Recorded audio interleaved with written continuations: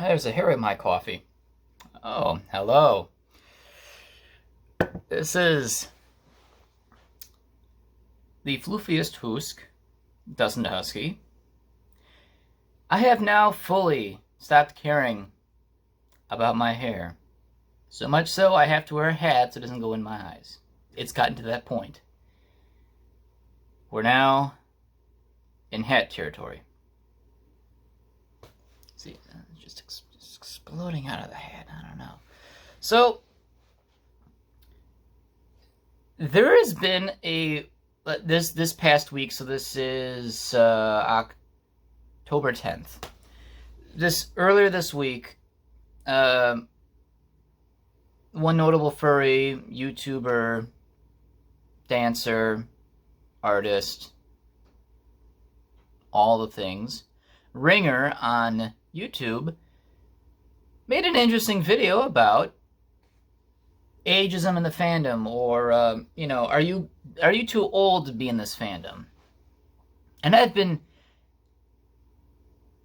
in this fandom for 18 years, so, and there's also other hobbies and aspects in my life that I kind of see this as well, that it's maybe not just a furry thing, but I'm going to talk more a bit about it too. But what the hell, people? Next thing you're going to say someone's too young for this, then they're going to say they're too old for that. You know what? No, you enjoy something, just keep doing it. And I'm going to go through many examples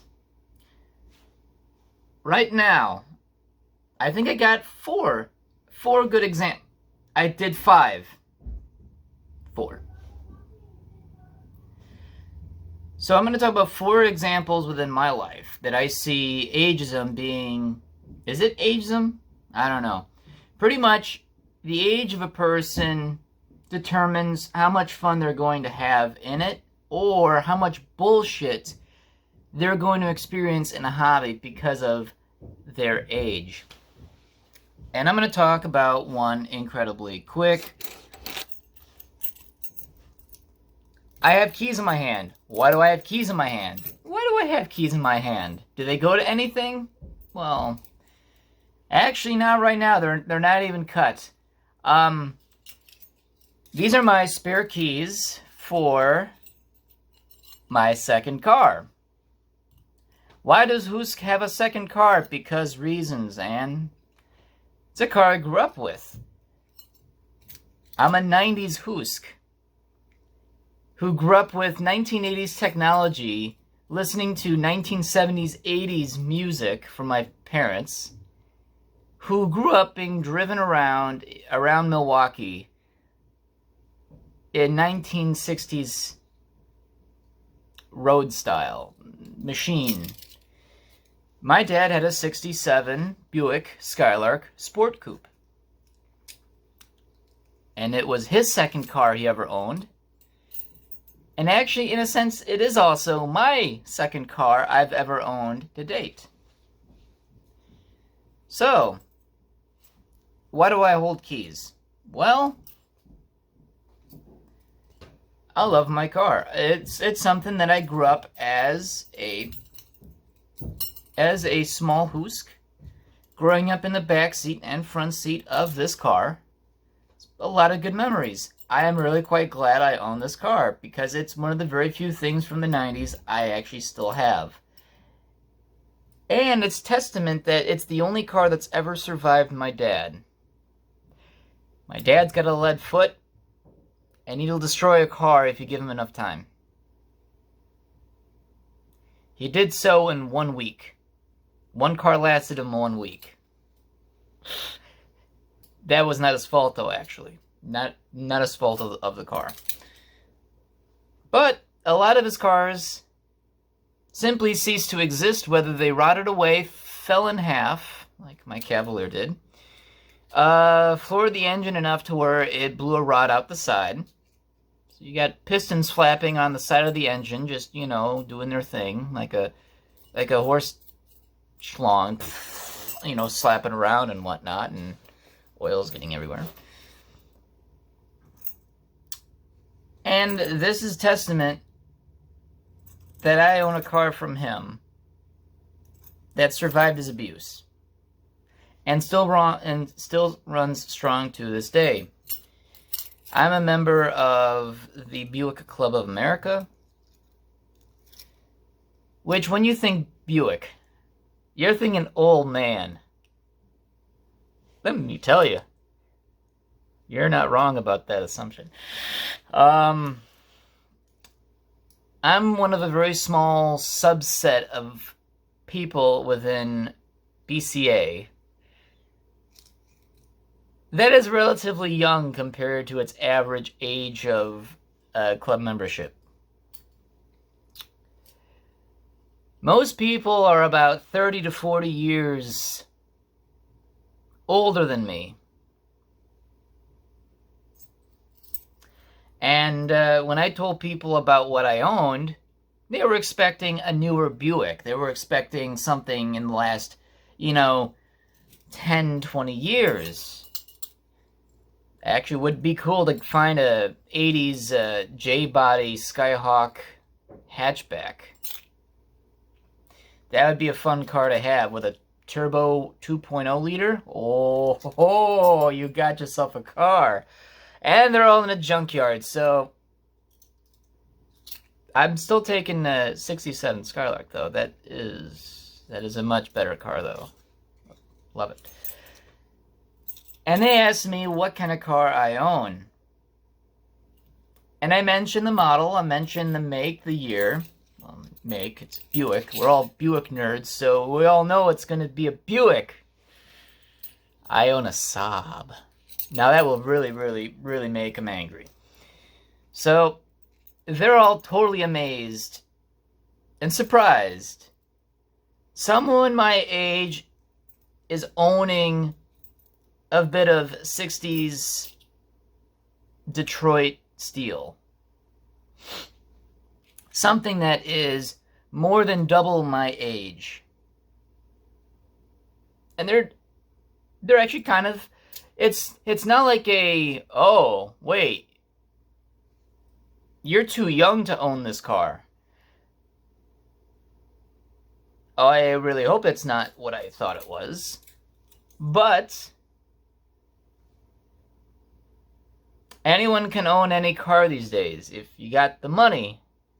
If you got the money, you got the time, the patience, and a mason jar full of swears.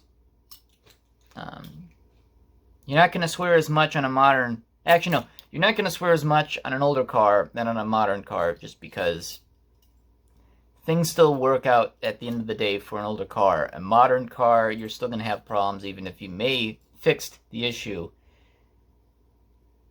Something electrically is probably wrong. On an older car, it's something mechanical. You fix one thing, something else mechanical is probably wrong. But at the end of the day, you can get it fixed. You can get it fixed by yourself in your garage with a Craftsman socket wrench set. And at the end of the day, you can make anything old run again. A modern car, you need to get tech savvy. And you're really reading codes at that point. But I can confuse people that, oh yeah, I own a Buick too. Yeah, it's a nice car. It's a nice car. Oh yeah, it's a nice car. Very nice car. So,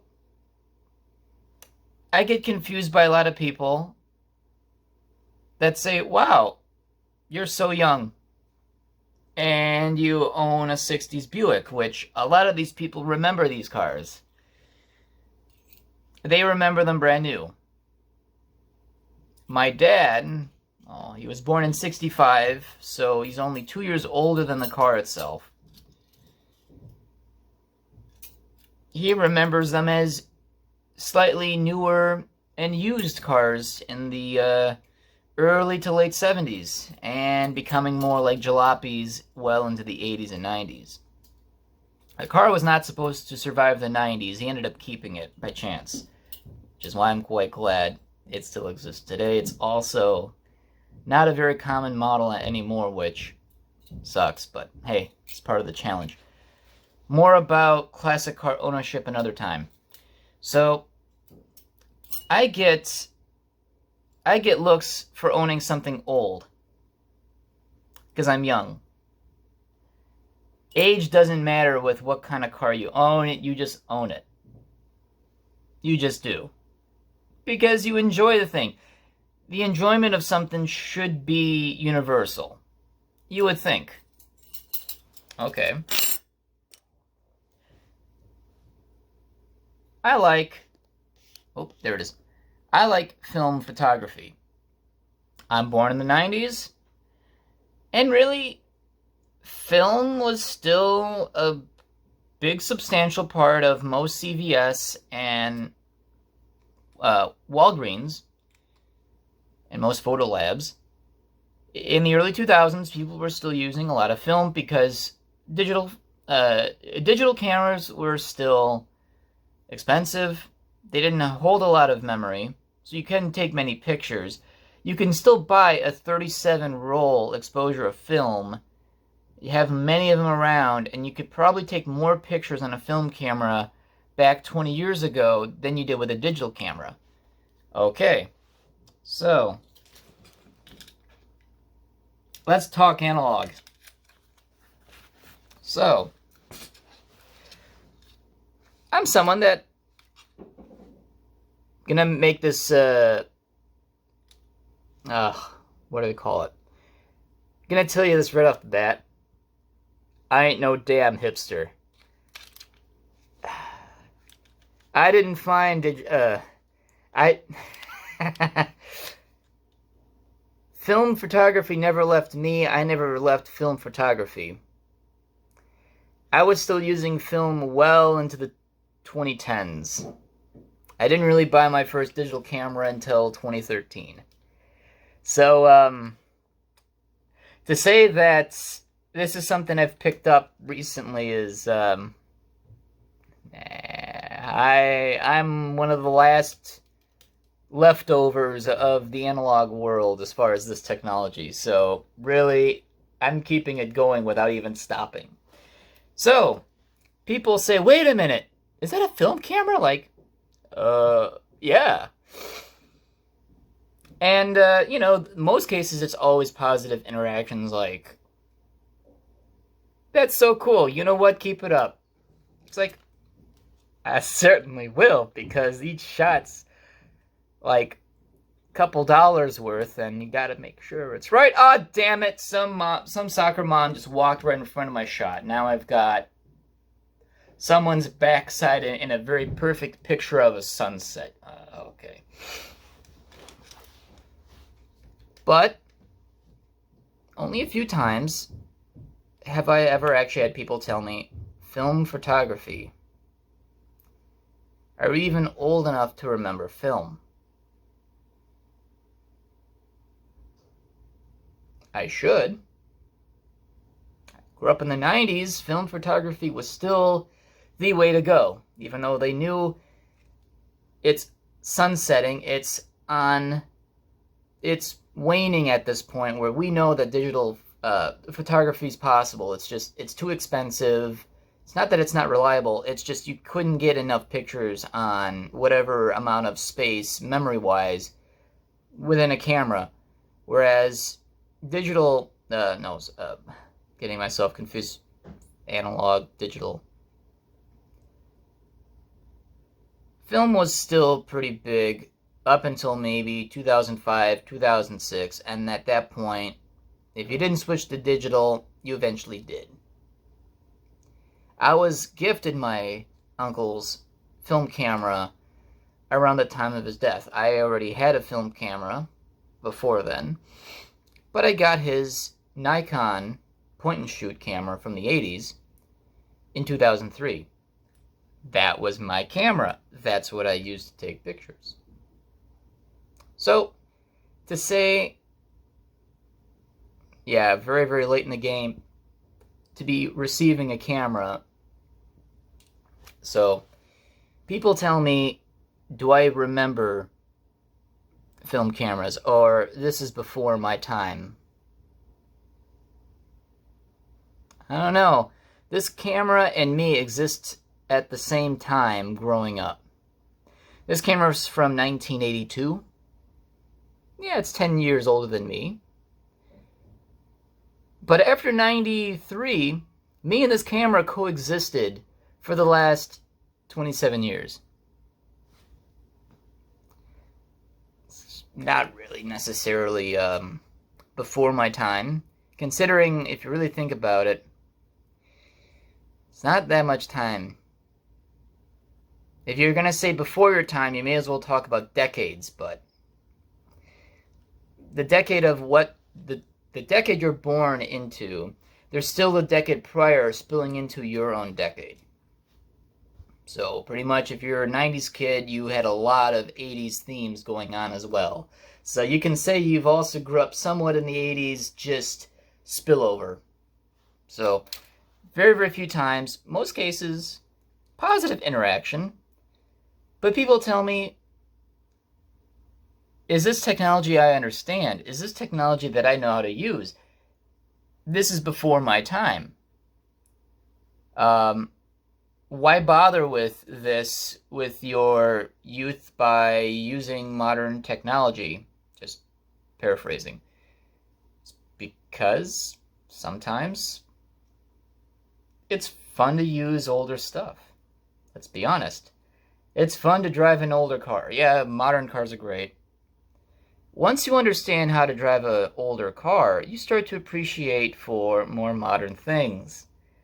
But you also get a bit of nostalgic of something that you weren't around to fully experience. Well, film I've experienced. I grew up in it. But it's a fun nostalgia of what it was like back then, or what you remember. If it's fun for you, you shouldn't have to stop it. You shouldn't have to listen to anyone that tells you, hey, this is before your time. It is my time. So, I don't know what you're talking about, but I have existed within the period of film, thank you. I should not have to be told what I can enjoy and what I can't enjoy. Alright, and then I am going to do the switching of the hats. We're into helmet versus a little bit of coffee, because you know what? No hair that time. I may have swallowed that one. Okay.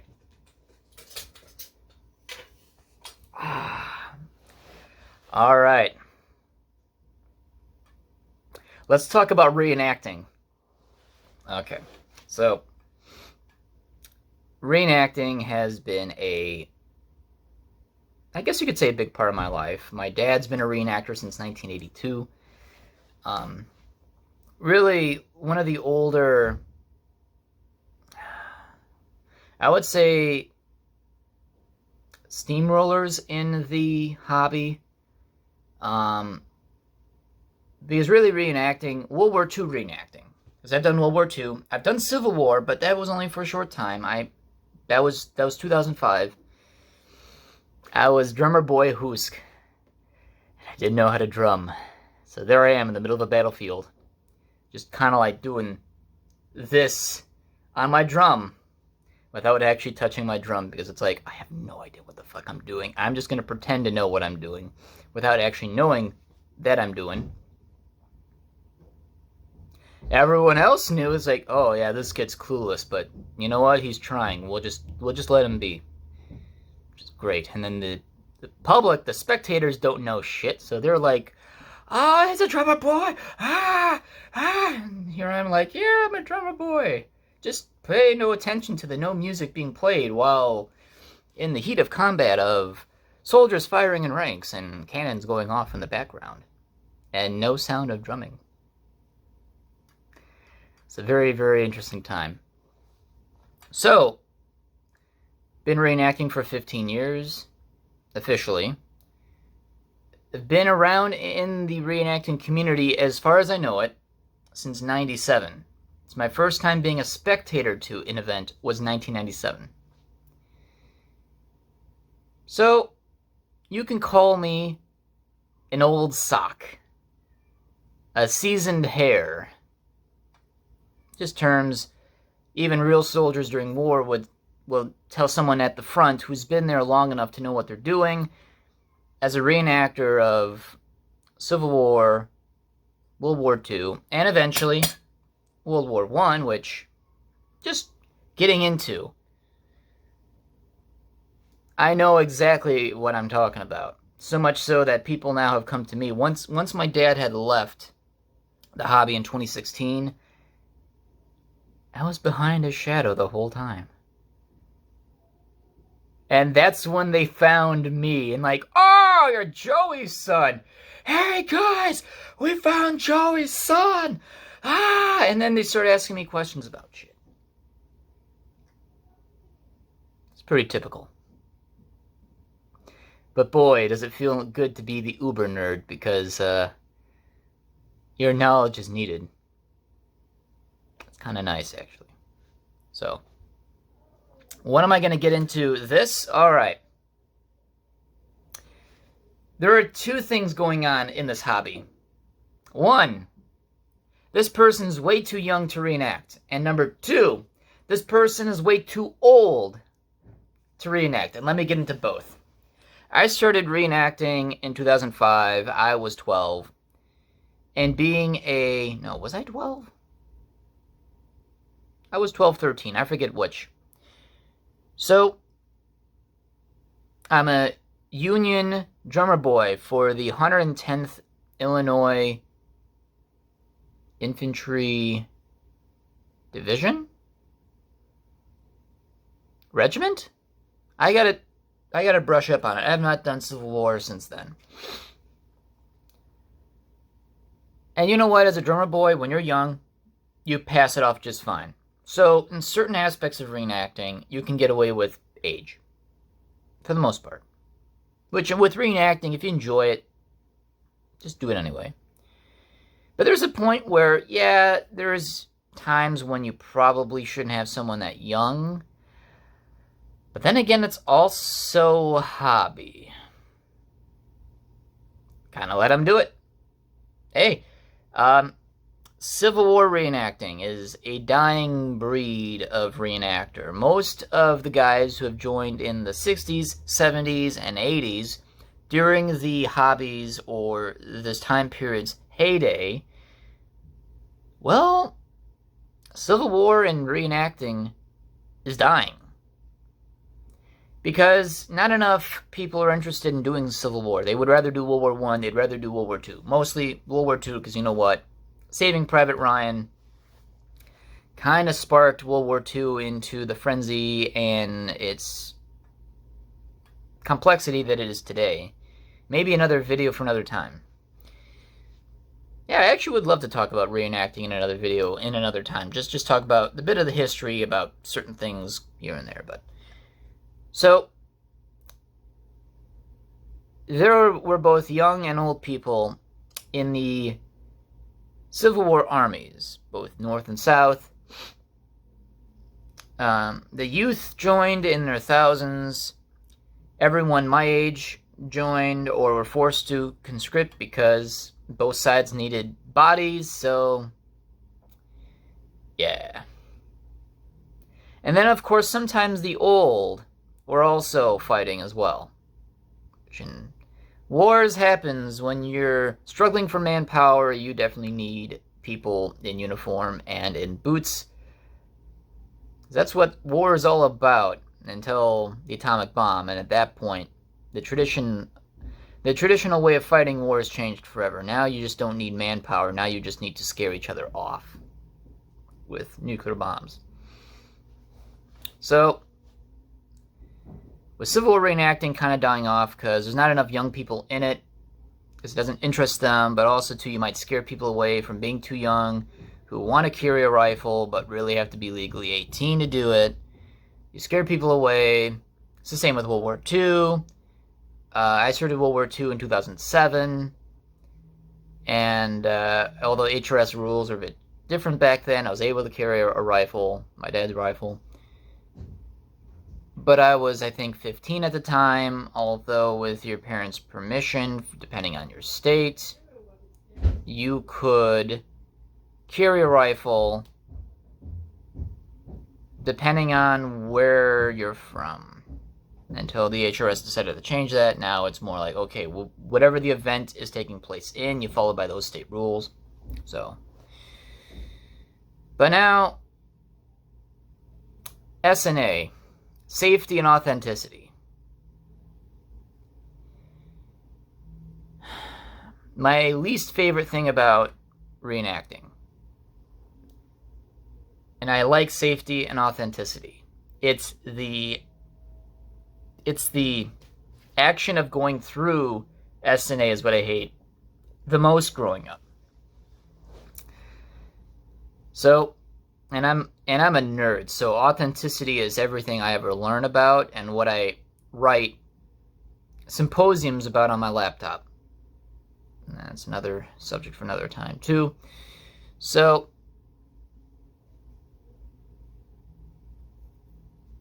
you get guys in line, check your rifle, make sure there's no bore obstruction, check your blank ammo and make sure there's no live, because you know what? People are stupid. They bring live ammo to a reenactment. It's fun to slap people when they make that mistake. But mostly blank ammo. So check you have that blank ammo. Make sure your rifle's safe to fire with blank ammo because, yeah. Safety. And then authenticity. Check your hair, which in this case I wouldn't pass at all. So, short hair. Make sure whatever uniform, equipment, rifle, helmet is perfect for your specific unit, for your specific time period, for whatever reason. They want to make sure what you're portraying is accurate. So the authenticity factor of it, awesome. All right. Then they talk about your age, and these safety and authenticity officers target only the young, and they like to harass the living hell out of them because they're too young. They may have all their stuff ready to go. They have all their gear. It's all accurate. They have their hair cut. Even if they don't carry a rifle, all of a sudden they're being attacked because they're too young. Yeah, in real war, they would have not had a 14 or 16-year-old do reenacting, or in the actual war, they would not have accepted them anyway, unless you can act like you're older than you are, but in most cases, youth in the face, it would be very hard to hide that.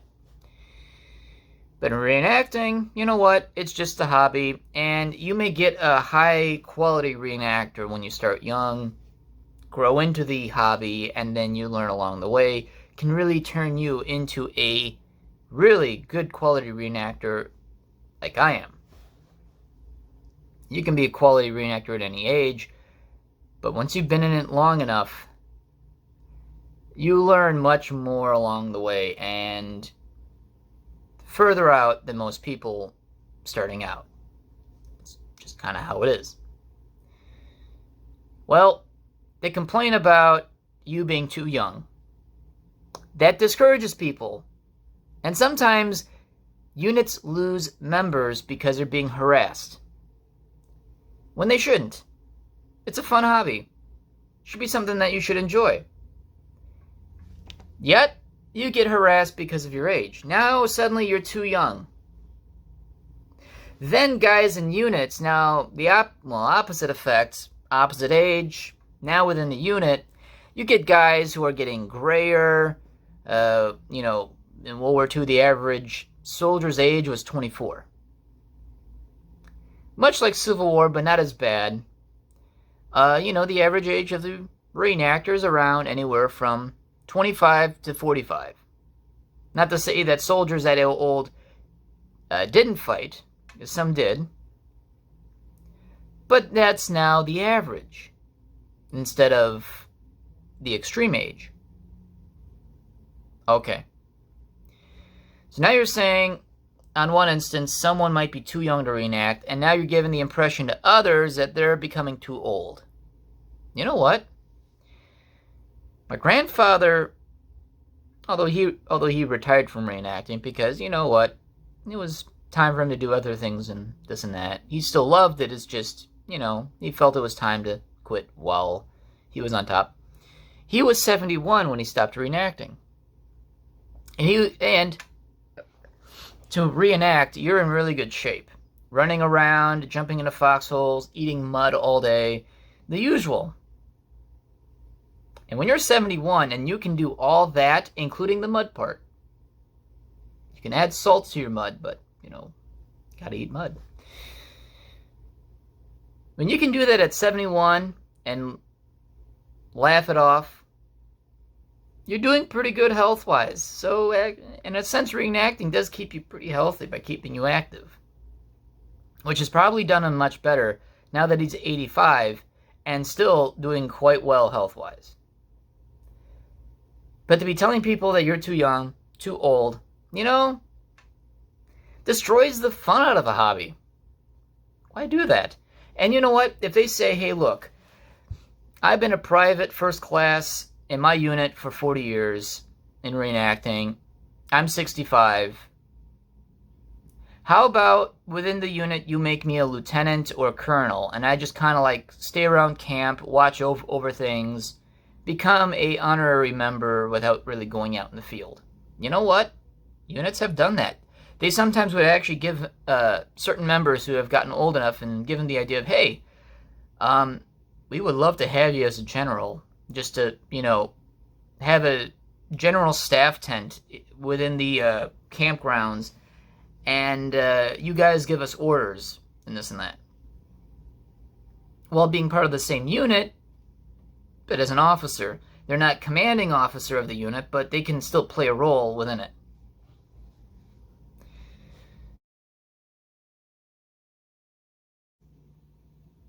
And I had a phone call. Kind of expected. Can never get through a long enough video without being interrupted somehow. So I guess that's tradition. So I guess we were talking about reenacting. You both get phrases of, you're way too young for this, or you're way too old. Frankly, I don't think it really matters. Let someone enjoy what they want to do. Doing something fun should not have an age limit. Because once you start doing that, then you're going to start controlling beyond that.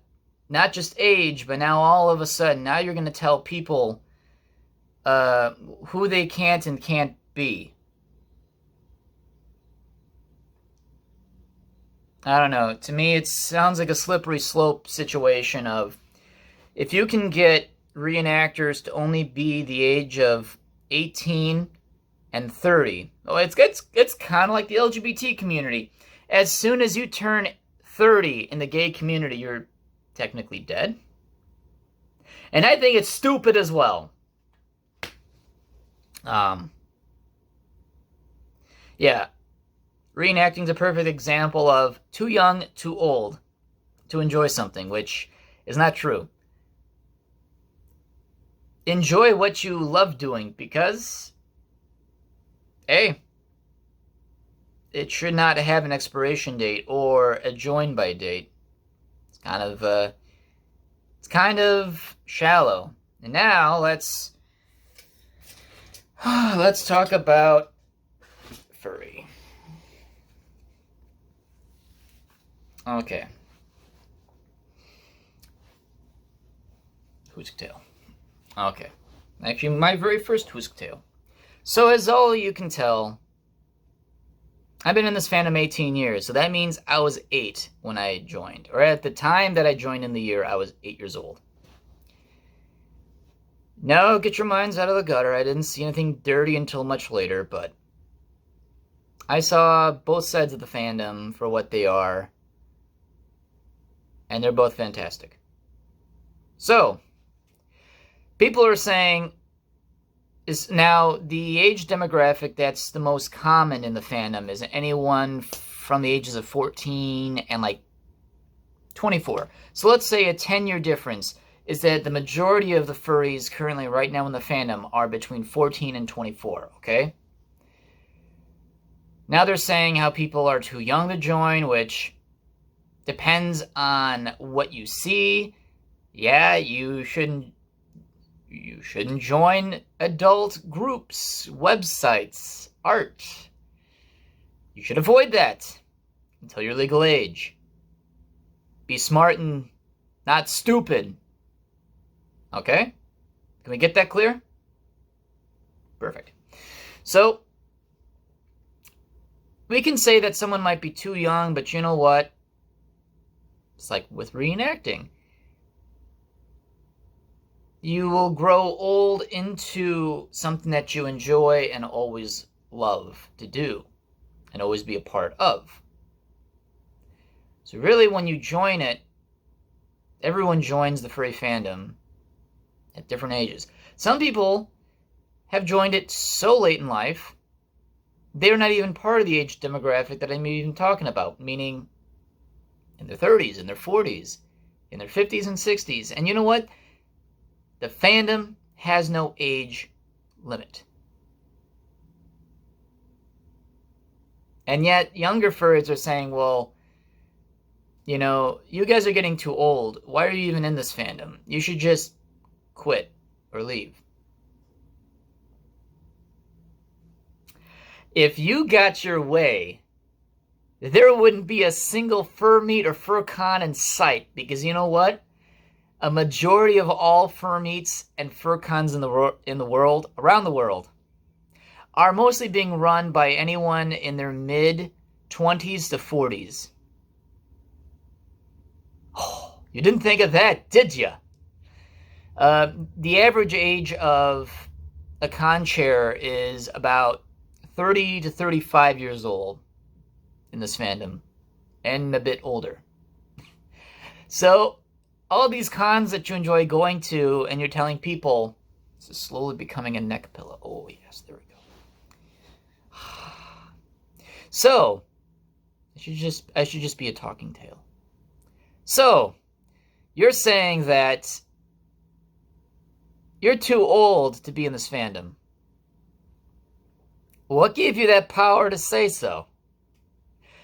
I'm 27, so that means I have 3 more years before apparently I am dead in the gay community, which I don't give 2 fucks at all.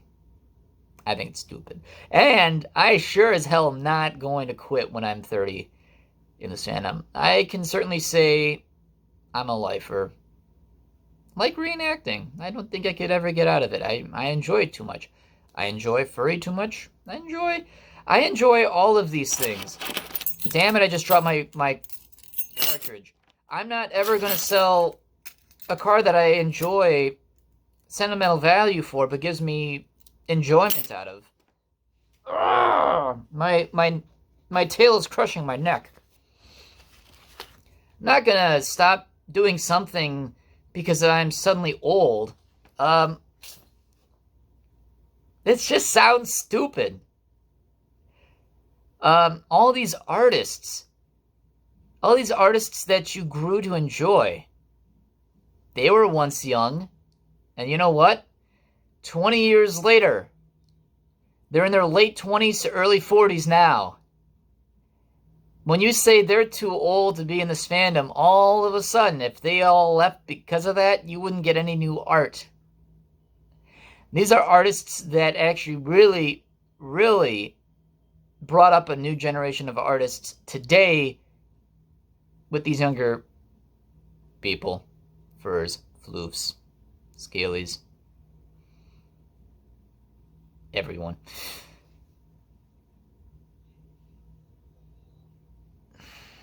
I really hate the idea that communities, hobbies, groups have to tell its members, you're too young to enjoy this.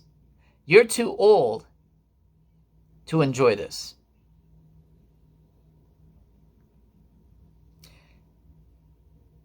Why? Why would you want to say something like that? Because it makes them feel empowered. But in reality, No one ain't gonna listen. No one ain't gonna listen. There we go. That's really how it all is. They can listen, but they won't do exactly what you want to do anyway. Someone older in the furry fandom is going to tell a younger fur, hey, you shouldn't belong in this fandom. You should join when you're older. You know what? No. You're still going to be in it. Someone younger in this fandom is going to tell someone who's 65 and say, hey, you shouldn't be in this fandom. And they're going to say, you know what? No. I ain't going to stop what I've been enjoying. So no, I'm not going to do that either. Oh, I don't know. It's just, to me, you don't have to listen to what people have to say. If you enjoy something so much, you're not going to stop. Sure. Shit, I'm not going to allow a 14-year-old tell me, oh, wait, you've been in this fandom this long? You should just quit. You know, have the new generation take over. If every generation of furry were to disappear, you'd all be making the same damn mistakes over and over again. And you're always starting back at square one. As it'll be true, because people are going to be dumb enough to not know anything, and it's going to be the older generations, not the older furs. Generations before them are going to say, oh, yeah, ball pit at a con is not a good idea. No, just don't, nah. Oh, you're going to let one con, you're going to run a convention with no rules. Well, there was a con in what? That was Seattle. Con in Seattle kind of let their attendees do what the hell they want. Look where they are now. No con at all. I think it's like the Chernobyl of all furry conventions anyway. There are things that the older generation will always would like to be around the younger generations to tell them these things and to help enjoy their aspect and their place in this community by letting them grow within it, but also letting them learn. You know, a 14-year-old will tell a 36-year-old furry, what are you doing in this fandom? However, they're not telling Uncle Kage, who's in his mid-50s. They have not told him once to tell him to get the fuck out. Because they like his story hour. It's kind of a double standard, I guess. My face is so warm. Be a DaHusky. Be warm and cozy all the time.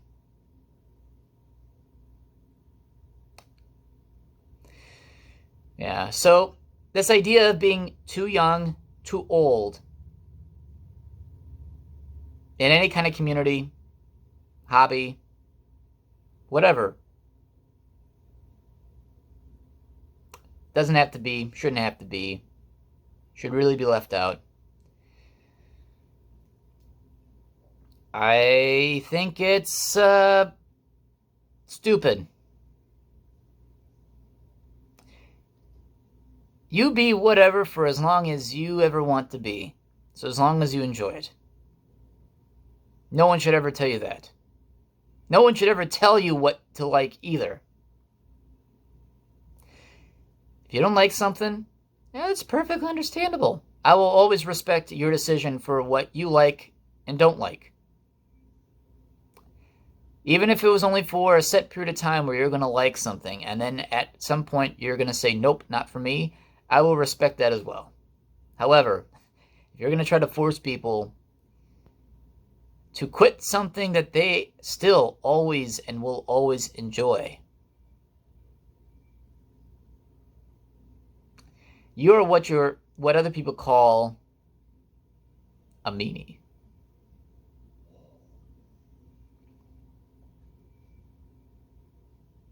So, you enjoy furry, stay a furry.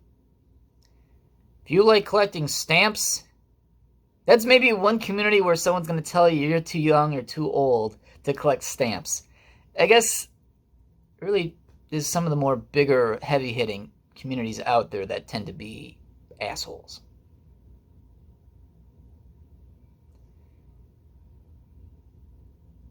So, you know what? Never let anyone tell you you're too young to enjoy something or too old.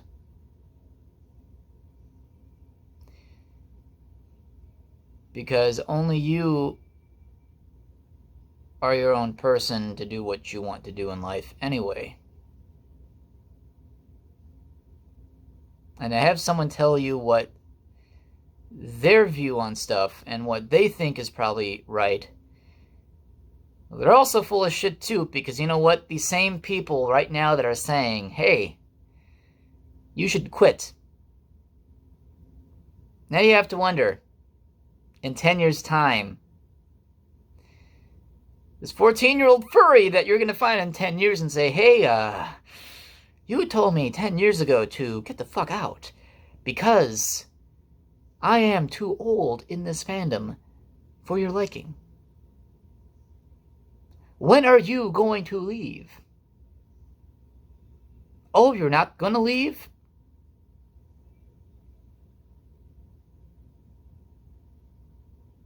Douche turkey. No, seriously. The idea of too old, too young, it's stupid. And that's what I have to say about that. That's all I have to say about that. And those are 4 different aspects of my own life regarding something that is being mentioned as too young, too old, from my perspective, and my examples that I'm willing to share for you guys. So, this has been Dustin DaHusky in the same old corner with the same amount of floofs, but it's more comfortable now and warm. I could fall asleep right now. The powers of being a husky. We're cute, adorable, and handsome, and so full of floof and warm. We'll catch you guys next time. Thanks for tuning in.